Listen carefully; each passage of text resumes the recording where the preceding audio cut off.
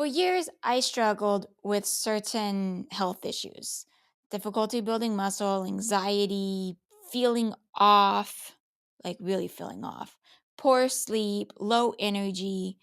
You name it, I was probably dealing with it to some extent.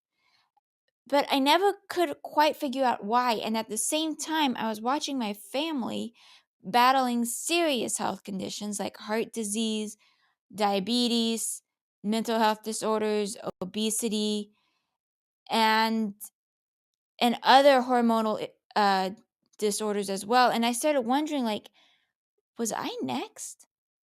Then I went and got my DNA tested, and everything started making sense. So,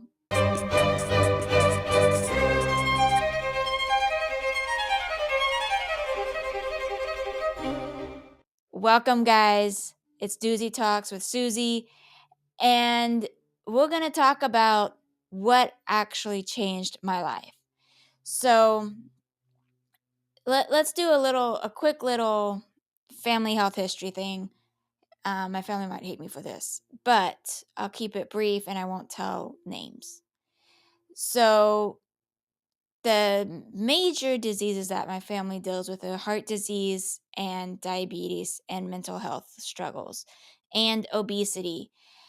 And I I knew I was at risk because once upon a time I did have obesity.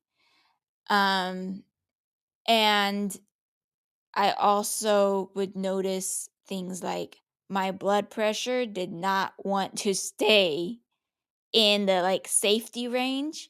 And I'm going, no. And this was with me exercising all the time. I was like, what's up with this?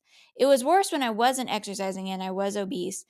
It was bad. I almost wasn't allowed to use a gym because of I was overweight and I had hypertension, and I didn't have a note from the doctor saying it was okay for me to exercise. So they almost told me no. But I think they pulled strings and said, "Nah, it's okay. Just you're going to be exercising. It's going to help with your blood pressure. It'll be okay." But then I started learning from different people and reading tons of books. I can't even tell you how many books I've read. But I've been reading books, and I started realizing that some of these diseases are rooted in nutrient deficiencies and metabolic dysfunctions. And the genetics play a big role in how the body processes nutrients. And when I took my training, my certification in health coach, nutrition coach, fitness coach, all of those, like they would talk about, well, genetics only play like 5% in weight loss. And so I believed it. I was like, yeah, totally. Like it's more about like your will and your fight and the drive to like push yourself. But the more I'm studying genetics, I'm going, wait a minute, no. If your genetics are off and you're missing nutrients, this is what I was dealing with. Now, for some people, let me put this out there. For some people, it could just be like 5, 10, 15% of weight loss is genetics. For me, on the other hand, I struggled with maintaining my weight uh, until I started working with how my genetics functioned. So instead of me like just waiting around for the symptoms to get worse, I started experimenting with different diets and workouts and supplements. And it's like some things worked or they'd work for a short time and then they didn't work. And I started reading all of these books on vegan, watching people who were vegan bodybuilders. And I said, okay, you learn all this stuff about vegan food. And I said, this has got to be it because there's all of these nutrients that your body needs found in these foods. And so I went full in vegan, and I was okay at first because at that point, prior to being vegan, I was more just like omnivore. I'd kind of eat whatever I felt like eating. And so I think my body felt better at that time because I wasn't putting as much junk in. But within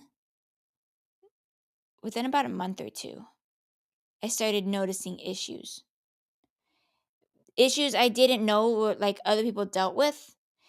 And it was like my stomach was hurting all the time. I've had like this back pain that's always been there, and I couldn't ever figure out why. Because I wasn't doing anything to my back. It was just there was pain in my back. And it felt like, I don't know if this makes sense to anybody, but it felt like stress. So you know how sometimes like some people will feel stress like up here in their near their neck, or you'll feel it like down in your lower back. That's what it felt like. And I was like, dude, what is wrong with me? And but I was gonna stick with the vegan thing because vegans are very healthy. And I was like, maybe it's the pesticides. So I tried organic, which was crazy, but I tried it. And that wasn't working. And my stomach continued to hurt every day that I was eating. Except I noticed if I ate less, then my stomach wouldn't hurt. So I started eating less and less. And of course, that led to weight loss to some extent because kind of weight loss. I wasn't losing as much as I thought I would have, but when you're barely eating because every time you eat, your stomach hurts, that's what I was experiencing. So I'm like eating less and less. And I'm like, dude, I'm not getting any proteins in my body because I'm eating vegan protein. And every time I'm eating these beans, grains, legumes, every time I end up in pain. And my whole life, it had kind of been this way, but we kind of switched up food as a kid. So you're not always eating the same thing. And for me, I just thought everybody's stomach hurts when they eat. But I guess that wasn't the case. And I started learning, I guess I mentioned it to one of my friends. I'm like, dude, doesn't your stomach hurt? Why does my stomach bloat? Because there was one day that's when I decided to change what I was doing. Because I was like, okay, something is definitely wrong here. I ate um a little bit of, I think it was chili that night. So, like some beans and some rice, some chili with some rice mixed in. It was amazing. And there was this technique I had learned. You soak the beans for like 12 hours and then you rinse them really good. Then you boil them. So I'm like, okay, this is the way that works. And I noticed it didn't hurt as much. But that night, that particular night, my stomach bloated so big when it was hard for me to sleep. I was awake for hours because I had so much pain and nothing. I tried activated charcoal, digestive enzymes, nothing was working for me. So I started watching other people on YouTube and on Instagram. I don't watch TikTok much, sorry people. But I started seeing people who had similar struggles. And in fact, I had a friend of mine who mentioned that she was the one who kind of introduced me to the idea of gene mutations. Because I was like, what is that? And she's like, yeah, I got gene tested and I've got some gene mutations and I'm doing this and that to help with it. And I'm like, oh, okay. And then I moved on. And now I feel really rude and because I was like, dude, that was actually, if I had sat down and listened longer to what she was talking about, I would have understood what was going on and I could have seen it in myself.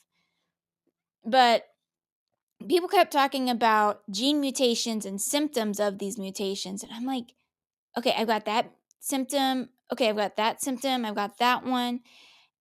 And this one guy, Gary Brecka, he's like, you don't have to get tested right away. Just try, if you suspect, just take the, I don't even know, he may not have said that part, that you don't have to get gene tested. He always encourages people to get gene tested. But he was saying something that worked. And I said, you know what? I can't get gene tested right now, but I can try the supplements and see if I notice a change. And so I started taking some methylated multis. And I started cutting out folic acid because the big one that a lot of people have is this one called MTHFR. And like half the human population has it.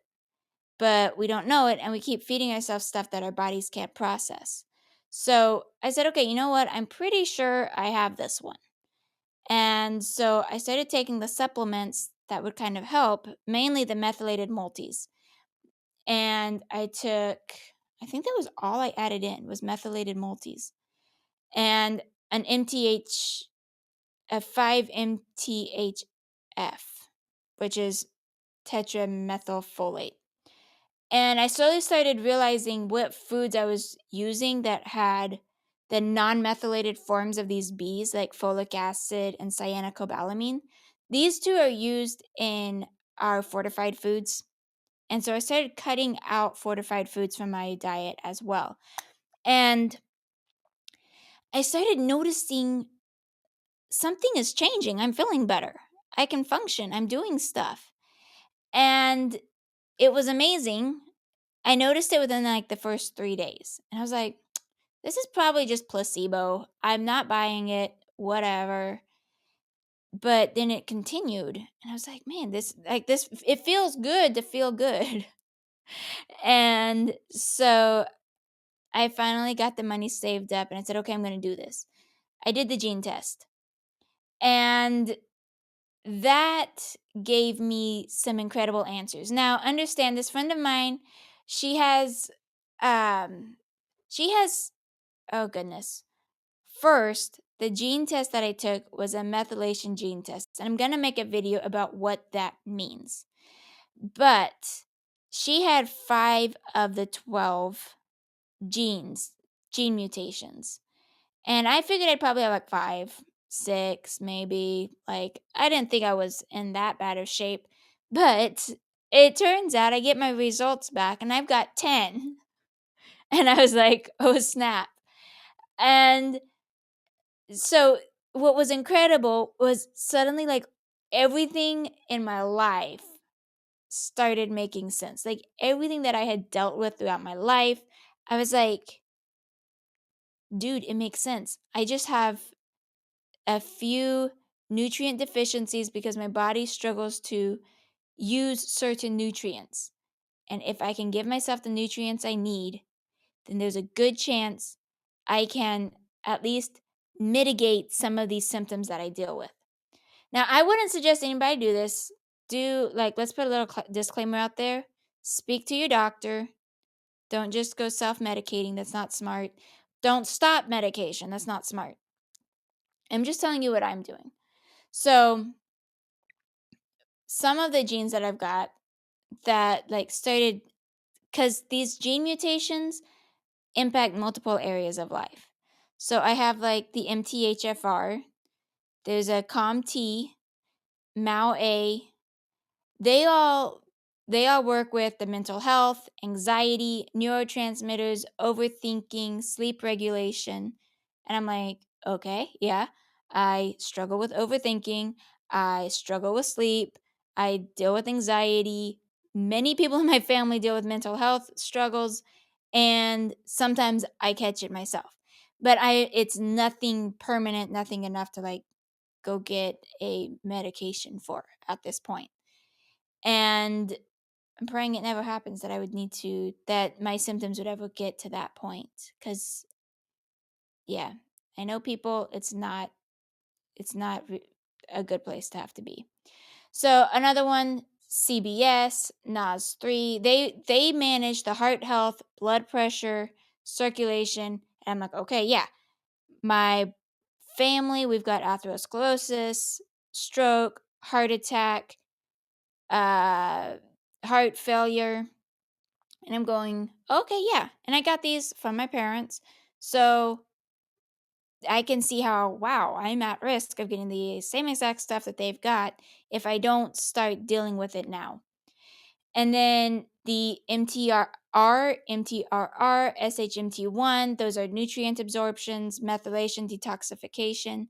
There's another one called VDR, that's the vitamin D receptor. So I can go outside for a walk, I could take vitamin D, and the receptors don't function correctly. They're not efficient. And I got that one from both parents. So it's like, oh my goodness. So that's a big one because if you struggle with that, you don't have enough vitamin D in your system.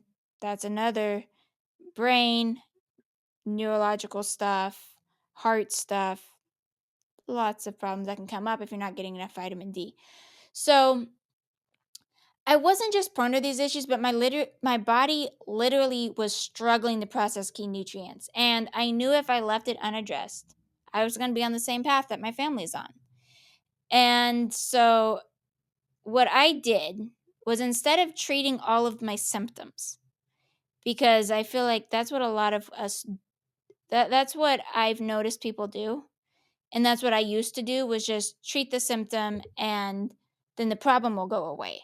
But that's like putting a band-aid on a broken arm and I'm going band-aids on broken arms don't exactly work because you actually need to get to the root of the problem.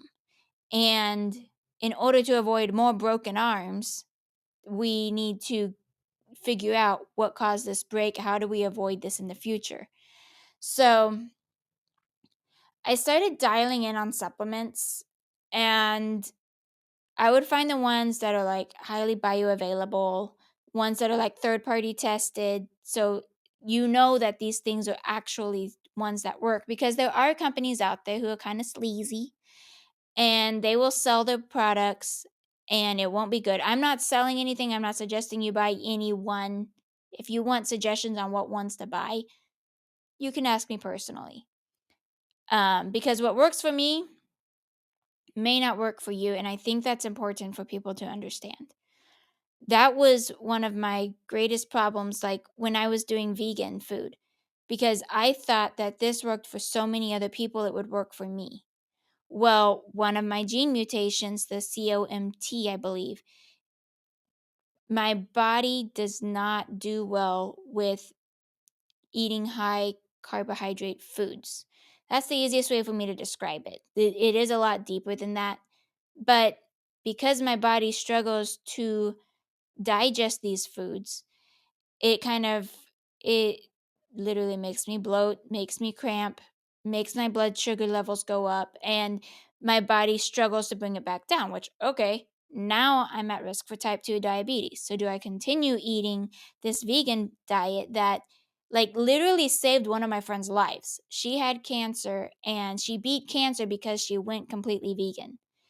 And I'm like, do I do this because I've seen amazing results for her despite the pain that I'm experiencing and what my body is telling me? Or do I listen to my body and do what I need to do? I listened to my body and did what I need to do and started cutting out those carbohydrates. There are some like coconut, I can have that, but beans, rice, legumes, grains, those are ones that I can't have. Certain juice, I can't have juice. There's some fruits like strawberries. I can't have strawberries, they hurt my stomach, but I can't have blueberries. It's complicated. So I started dialing on the supplements and I started seeing improvements in my energy, in my sleep, in my muscle growth, not just in my muscle growth, but in my fat loss. And I realized I'm like, this isn't actually probably even fat loss. This is probably just water weight because I had like my stomach always looked bloated and I couldn't figure out what was going on. I said, I'm exercising all the time and I'm running and I finally slowed down on running. But I was doing all of these exercises and I was so dialed in on my nutrition. I was like, dude, why do I still have like a gut? I should have like a flat stomach because of how much I'm doing. And yeah, I started cutting out those foods that irritate my gut and now I've lost some of that water weight and fat. Um, and I'm telling you, I feel so much better mentally. It's been about, I'm telling you, I've only been doing this portion for about almost 2.5 months. But I haven't really been doing a lot until about 4 weeks ago. And it's been a bit of a roller coaster emotionally, but as my body's learning how to regulate itself, I had to cut out caffeine. Not completely cut out caffeine, but I'm back to drinking decaf coffee. I drink decaf instead of regular dark roast, amazing coffee, or the blonde roast. I love blonde roast, it's so good. But what happens is, and I actually had to study myself on this one. What happens is I love that buzz. The buzz that I get in my head when I drink it. And yeah, I had to cut that out. And that was also another emotional roller coaster. But after about 4 days, the cravings were gone and I felt more stabilized. So I started following the genetic health advice, and then I started tailoring my nutrition based on what works for my body. And again, you got to find what works for your body, because say somebody tells you you should be eating eggs every day, but you're actually allergic to eggs or intolerant to eggs, you shouldn't be eating eggs. You don't listen to that expert. I think the most beautiful thing is realizing that you can listen to other people's advice and opinions, but you don't have to put it into practice. You figure out what works for you. And I started cutting out foods that would trigger inflammation, bloating, fatigue, and I focused on foods that just support my unique metabolic needs. And so I tried out, like for instance, I tried out a lot of different milks. I tried whole milk, I tried A2 whole milk, I tried organic whole milk, I tried A2 vat pasteurized whole milk. And I don't really drink milk all the time. I just want it in my coffee. So I tried all of those. And then I tried almond milk and oat milk. And I'm like, dude, nothing is working. Everything hurt my stomach. Or I think at first the A2 milk would kind of the vat pasteurized, which is like the lowest level of pasteurizing. That one, it would make my stomach feel a little uncomfortable. But then after 2 weeks, it started all the time hurting. And I was like, okay, cut this one out. And I was on the verge of only drinking tea, and that made my heart really sad. So I tried coconut water or coconut milk as a last resort, because I put coconut oil in my coffee for MCT oil. And then, so I get this extra virgin raw coconut oil. And I put that in my milk, in my coffee, because of the MCT oils that are in coconut milk, and they're really good for your health. So I'm like, okay, I can have coconut oil and I can drink coconut water, and I don't have any discomfort because I needed the coconut water for the potassium and the electrolytes. So I said, let me try coconut milk. And I had to find the most simple form. I feel so high maintenance, but I had to find the most simple form of coconut milk, where it's literally coconuts and water. And I think they put salt, sea salt, and baking soda. The baking soda helps kind of keep everything in one place, so it's not all separated in the bottle. But following these techniques has helped me so much with feeling better, feeling my best. I even had to switch up when I ate. And I forgot to put that in my notes. But I switched up the time of day that I eat, because, for instance, last night I decided to eat dinner between 8 and 9 o'clock at night. And then I went to bed a couple hours later, 10:30. Yeah, it was 10:30. So it was only an hour and a half later. I was awake for about 3 hours because my body wasn't done digesting the food. And I notice this happens every time. If my body isn't done digesting the food, then I'm not going to sleep. My body needs to work on getting it at least mostly digested, and then I can sleep. So I usually stop eating about 6 hours before bed. And there's been some days where it's been closer to 5 hours before bed. But 6 hours, 7 hours before bed, That gives my body time to finish processing everything I ate, and then I get like the most amazing night's sleep. So, I'm not a doctor, but I do suggest trying to incorporate something like that because I believe if you can get your sleep on point, then everything else starts kind of working out on its own. So then I started switching my training, my fitness training, to wait, did I already talk about that? Yeah. I started changing up my training, my fitness recovery stuff to match my genetic muscle building and recovery capabilities. What am I talking about here? Well, I'm at risk of it's in my genes, in my genetic test, because I didn't just do the methylation gene test, but I did my wellness genes as well. And it just kind of gives you an overview of, hey, you're likely gonna like have an ischemic, uh, basically, you're gonna have heart problems and that are induced by exercise. You are at risk, high risk. I was at high risk of having an ischemic event that's caused by exercise. And so I'm like, okay, well, I'm not going to be running at high rates of speed anymore. Doing repetitive back to back high intensity interval training is really not good for me either. So it's more like I should be doing more steady state exercises. And um, my body also struggles with building muscle, which I already knew. I just didn't know why. Like, I've noticed that for years. I'm like, why do other people, like, there are other girls even, they're putting on muscle at the gym. Like, I can see they're like doing an amazing job getting the muscle. I'm over here like calculating every ounce of water I drink, every gram of protein, making sure I'm getting enough of everything. And like nothing is really changing. Like it's very, very slow.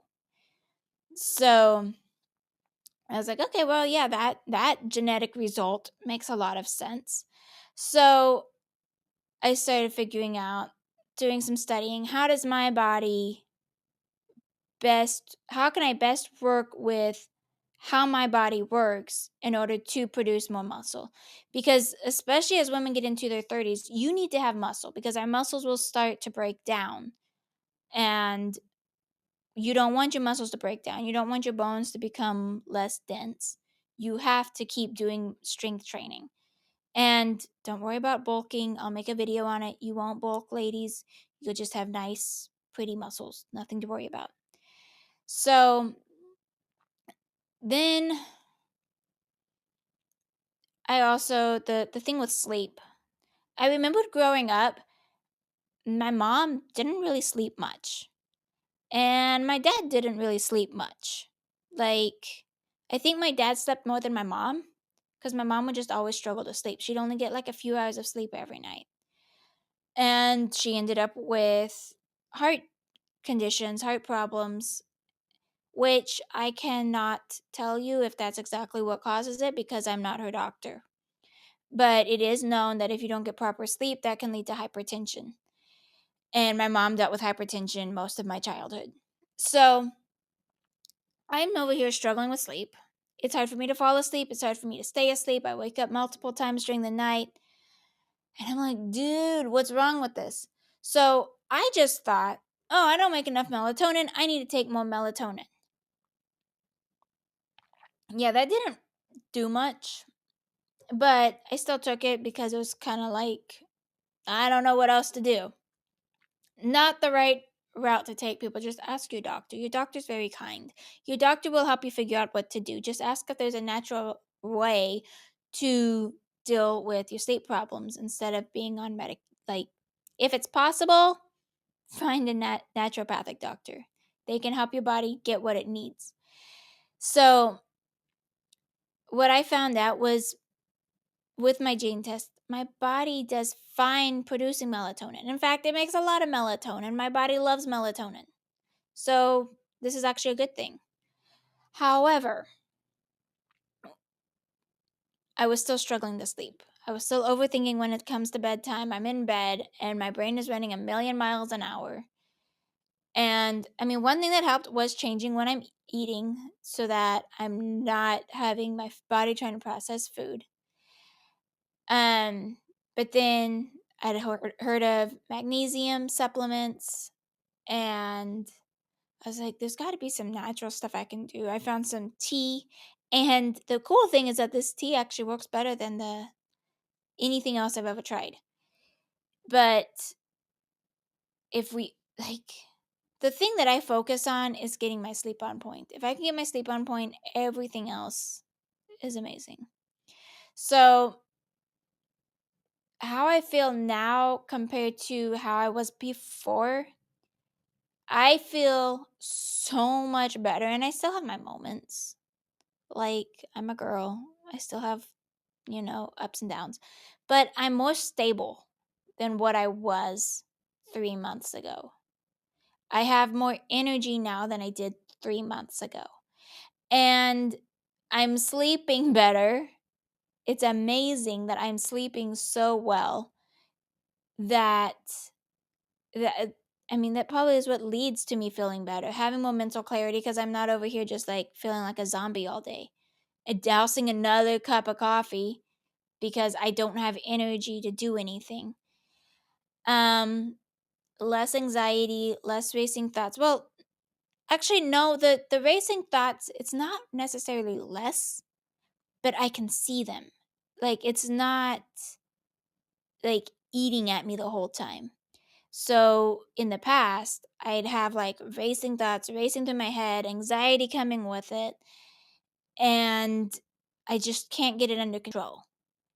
Now I can have a thought, like the racing thoughts going, and I'm like, oh my goodness. And I just let it like, I'm able to just let those racing thoughts race through my head like a stampede of cattle, I guess would be the best way to describe it. And it doesn't eat at me like it used to. So that helps a lot. And I have put on some muscle, which is amazing. I've trimmed down. Now, here's the final thoughts on all of this. Most people wait until it's too late. And unfortunately, that's what I've seen happen in my family. They're doing stuff there and then it's too late. And I've just decided that I'm not going to let my genetics dictate my future. And I don't think anybody should. So, if you struggle with unexplained health issues, if the doctor's like, I don't know why you have high blood pressure, it must be in your genetics, please get your genes tested. If your doctor's like, well, I don't know why you have type 2 diabetes, it's probably just in your genetics, cut back on carbohydrates, check your genes. Maybe, just maybe, it's a genetic mutation. And biohacking is so much, it's like personalizing your health. You're not just following some cookie cutter advice from some guru you found online. You're able to focus in on exactly how your body works, exactly what your body is designed to do. And it's so beautiful to see how like each body is unique. And I'm seriously, like, this is the most amazing I have felt. And I'm going to keep making videos. This is just my first one, but I'm going to keep making videos. Honestly, I want to know what you think. So, have you ever wondered, like, if your genetics are holding you back? You can drop that in the comments. Or if you want to know more about the genetic results that I got and how I'm biohacking, make sure you subscribe because I'm going to be talking about that stuff.